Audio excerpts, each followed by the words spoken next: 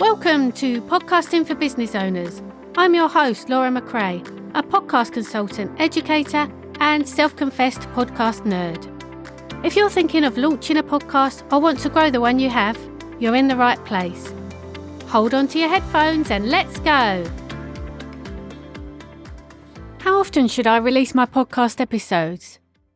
How long should they be? What day is best to release them? These are the top questions I get asked all the time. And today I'm going to help you find the answers that work best for you.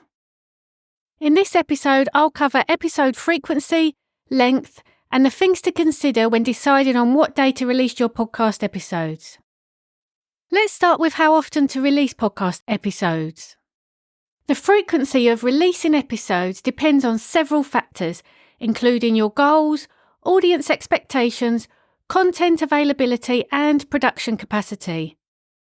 I'm going to run through the most common release schedules, which are weekly, bi-weekly, monthly, and seasonal, and tell you the benefits and challenges of each. Having a weekly podcast keeps your audience engaged with regular content. Your listeners will know that your episodes come out on the same day each week, which helps build a loyal listener base and maintains consistent visibility in podcast directories. The challenges with having a weekly podcast is that you need a steady stream of content and a reliable workflow. You'll be surprised at how quickly those weekly episodes come around, and if you don't have a routine of recording and editing your episodes, you could easily burn yourself out. So you should be realistic about how much time you can spend on your podcast before you decide on frequency. If you're planning to do podcast interviews, make sure to book the interviews well in advance of the planned release date, as your guests could cancel and leave you with no content for that week. I use a Trello board, which is a project management tool, to keep myself and my clients on track, so we know when every episode is due. I'll put a link to the template in the show notes, as you might find this useful as well. When releasing weekly, it's crucial to stay ahead of your content schedule. Having a buffer of recorded episodes can prevent last-minute scrambles. A good practice is to always have at least 2 or 3 episodes ready to go before you even launch your podcast.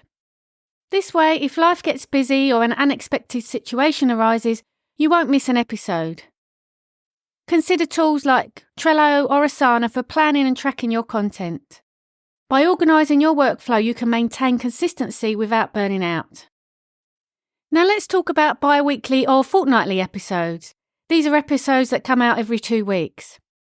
I recommend to all my clients to start with a bi-weekly podcast. Then, if they feel that they can add more, then move up to weekly episodes. As it's always best to start with less and then add more, rather than taking something away from your listeners if you decide it's too much for you. It also prevents podcast burnout if you start bi-weekly. Bi-weekly podcasts are easier to manage than a weekly schedule, but they're still frequent enough to maintain audience interest and allows more time for content creation and promotion. But by having less frequent episodes may make it harder to build a strong following compared to a weekly schedule. Bi-weekly releases strike a balance between frequency and manageability. While it's easier to maintain than a weekly schedule, it's important to stay consistent. With more time between episodes, you can focus on creating higher quality content and engaging with your audience through promotions and social media. However, keep in mind that the less frequent your episodes, the harder it may be to keep your audience engaged. Regular communication like newsletters or social media updates can help maintain interest between episodes. If you plan to do monthly episodes, this is great just to get you started. If you're short on time but really want to start a podcast, then go for it. A monthly podcast is better than having no podcast at all. By having a monthly podcast, you have enough time to create high-quality content and conduct thorough research and interviews. But you may struggle to keep listeners engaged over long gaps between episodes. Monthly podcasts offer ample time to produce high-quality episodes, but you risk losing momentum and listener engagement with longer gaps between releases. To combat this, consider complementing your monthly episodes with additional content like blog posts, social media updates, or mini episodes, often known as bonus content. This helps keep your podcast top of mind for your listeners, even though you're not releasing new episodes every week. Now I'm going to talk about seasonal podcasts. A seasonal podcast is where you release, for example, 10 episodes over the course of 10 weeks.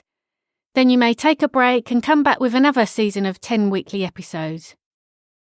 It works the same as a season of a TV show. This can create anticipation and excitement for new seasons. These are great because you can batch record everything and release when you're ready.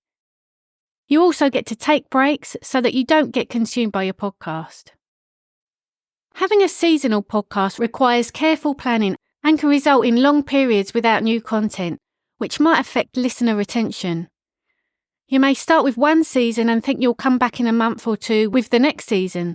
Then time goes by and you just don't get around to it. I've seen this happen often. Seasonal podcasts are excellent for building anticipation, but they require careful planning and commitment. One of the biggest challenges is maintaining momentum between seasons. During your off-season, keep your audience engaged by teasing upcoming content and sharing the behind-the-scenes insights. The key is to stay in touch with your audience so that they remain excited for your return. Also, ensure that each season feels complete on its own, giving your listeners a satisfying experience even if there's a gap before the next season. Now I'm going to talk about a flexible or sporadic podcast. You may want to have a flexible podcast and release episodes whenever you feel like it. This reduces the pressure to produce content on a strict schedule. But having an inconsistent release schedule can make it difficult to build and maintain an audience. If you prefer a flexible schedule, it's essential to set clear expectations with your audience. Let them know up front that episodes will be released sporadically. You might consider using a newsletter or social media to alert your listeners whenever a new episode drops. Flexibility is a double-edged sword. While it reduces pressure, it can also make it challenging to build and maintain a loyal audience. Consider setting a loose schedule, even if it's just one episode a month, to provide some consistency. When choosing your podcast schedule, make sure you have enough topics, guests, and material to sustain your chosen frequency.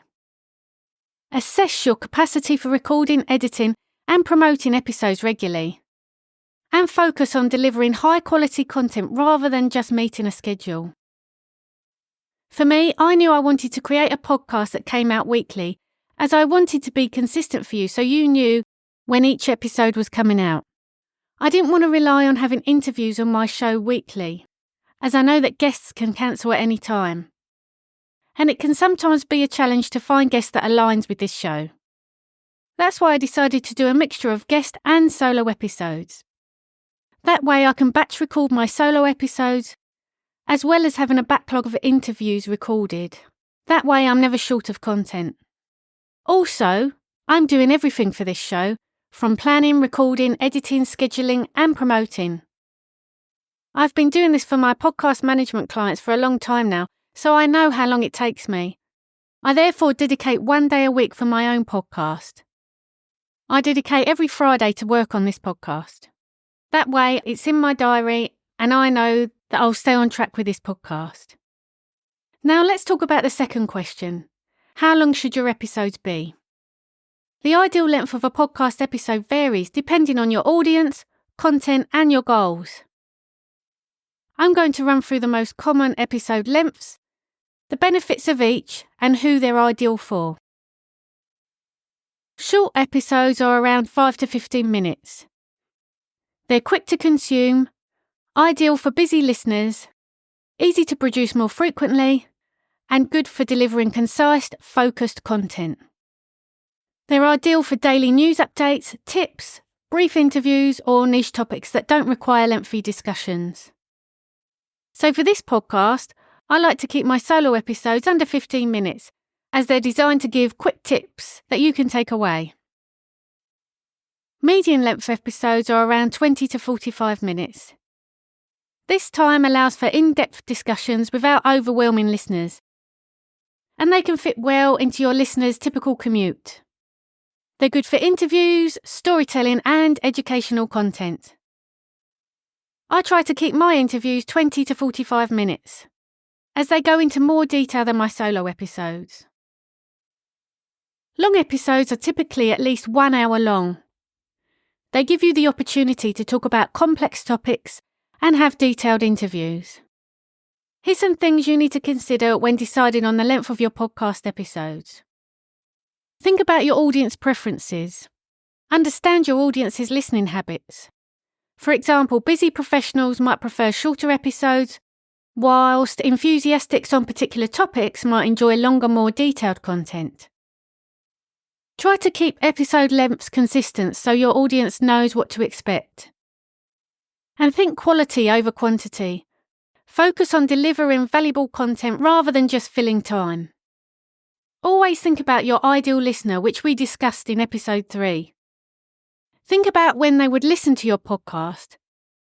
How does your podcast fit into their routine? For example, if your ideal listener is a busy mum who listens to you whilst on her morning walk, or when she's walking back from dropping the kids off at school, then a 20-minute episode would work for her. On the other hand, if your ideal listener listens to podcasts on their daily commute to work, then a 45-minute episode might work for them. If you're not sure, try experimenting with different lengths. Then check your consumption rate to see how long your listeners stay listening to your episodes for. Your consumption rate is the percentage at which people listen to your episodes. You can't generally find this information on podcast hosting platforms, but you can find it in your Apple Podcasts account and on Chartable. Now for the final question. What day should you release your podcast episodes? In all honesty, I don't think it really matters what day you release your podcast episodes. The beauty of podcasts is that if someone follows or subscribes to your show, those episodes are going to sit in their feed and your listeners will listen to you when they're ready. They don't have to listen to you on the day you release an episode. For me personally, with the shows I follow, I don't even know what day they release their episodes. I just go into the homepage on Spotify each day and see which podcast has a new episode and I'll listen to it. In saying that, Tuesdays, Wednesdays and Thursdays are generally the most popular days to release episodes. Midweek days are often seen as the best, as listeners are more settled into their work week. I release this podcast every Wednesday, but that's only because I was already sending out a weekly newsletter on a Wednesday, and when I started the podcast, I wanted to mention the new podcast episodes within the newsletter. So it made sense to choose a Wednesday so that the schedule of my newsletter didn't need to change. That's the only reason why I chose a Wednesday. Mondays are good because it's the start of the week and fresh content can be appealing to listeners. But some listeners might be catching up on previous content from the weekend, so they may miss yours. Fridays are good because your episodes could be great for weekend listening, but people might be busy with end-of-week activities, which may affect your engagement. Weekends are good if your ideal listeners listen to podcasts at the weekend during their leisure time, but they're less ideal for business-focused content, as people don't generally want to listen to business content over the weekend. So things to consider when choosing a day to release your podcast episodes. When are your ideal listeners most active? Be consistent. Make sure to release episodes on the same day each week. The same day bi-weekly or the same date monthly. It's so important to stay consistent so that you can build trust with your audience. Align your release date to coincide with your promotional strategy. Like me, for example, I wanted mine to coincide with the day I released my weekly newsletter. As we wrap up today's episode, I hope you feel more confident about deciding how often to release your podcast, how long your episodes should be, and the best day to release them. Remember, the most important thing is to find a schedule that works for you and your audience. Whether you're aiming for weekly consistency, bi-weekly balance, or even seasonal flexibility, the key is to stay committed to your plan and focus on delivering quality content that resonates with your listeners. Podcasting is a journey and there's no one-size-fits-all approach. Experiment. See what works best for you and don't be afraid to make adjustments along the way. If you have any questions or need further guidance, feel free to reach out. I'm always here to help. You can contact me on Instagram at podcast.support.services. Thank you for tuning in and see you next week. If you found value in this podcast, please leave a 5-star rating, and a review would be even better. Your support shows that this is a good show, which will attract high-profile guests and in turn deliver greater value to you. This podcast is produced and edited by me. Don't waste your time on editing. Let me help you with your podcast. Check out the links in the show notes to get in touch.